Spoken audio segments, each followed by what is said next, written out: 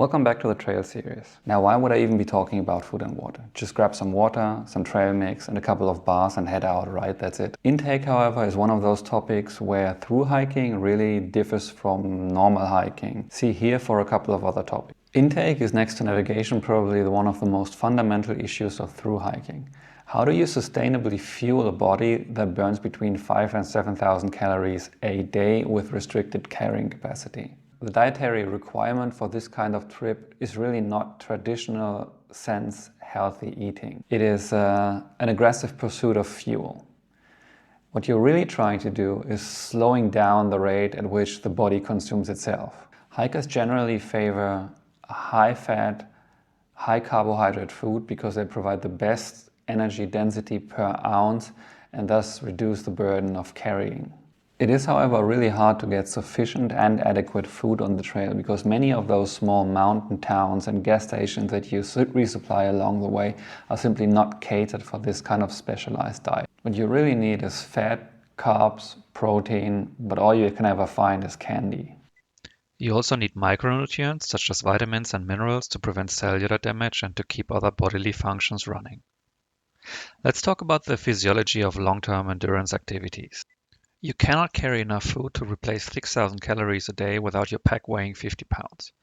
This inevitably leads to a chronic calorie deficit. When the body runs out of glycogen and fat reserves, it enters a catabolic state, where it begins to cannibalize muscle tissue for energy.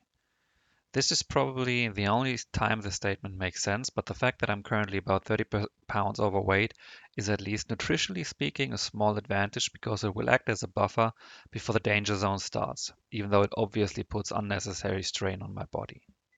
Long-term nutritional deficiency doesn't just mean losing weight. It means a compromised immune system, hiker brain or mental fog, and a skyrocketing risk of injury. Stress fractures and tendinitis are often not caused by the hiking itself, but by the body's inability to repair microtraumas due to a lack of protein and nutrients. Managing this decay is the primary job of a thru hiker. Ignoring nutritional requirements, as often happens on long hikes, has real physiological effects. Long-term nutritional deficiency, specifically caloric and protein deficits, lead to muscular fatigue, slower recovery, and significantly increased injury risk. This ties back to why I'm training my body for this trail. Check this video to see how. The brutal trade-off really is weight versus nutrition. Fresh food is heavy because it contains water.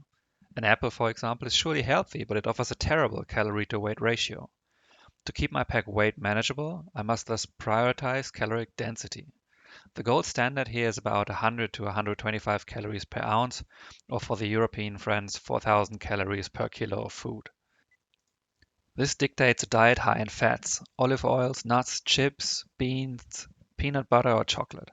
It's a temporary trade-off between nutritional completeness and energy density. My strategy is cyclical. On the trail, I get by on a high-fat, calorie-dense deficit diet, and when I reach town, it's time to feed like a bear in fall, consuming as many fresh vegetables, fruits, and high-quality proteins to replenish my macronutrient stores before heading back out. It's a boom and bust cycle. Food keeps you performing, but water keeps you alive and changes the equation entirely. In the arid stretches of New Mexico and the Great Divide Basin in Wyoming, water is another limiting factor. Some stretches of CDT have water carries of 20 to 30 miles or 35 to 45 kilometers between sources, which essentially means walking a marathon without a water station in between. On top, the quality of many water sources is often shady. In cattle country, sources are often unmaintained and shared with livestock, making them a petri dish for Giardia or E. coli.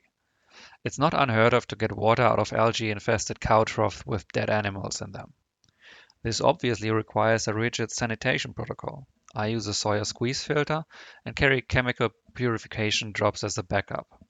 I also carry electrolyte powders to help with murky taste and replenish during high-intensity activity in the sun out there. Hydration is a crucial aspect of the CDT and needs to be taken seriously.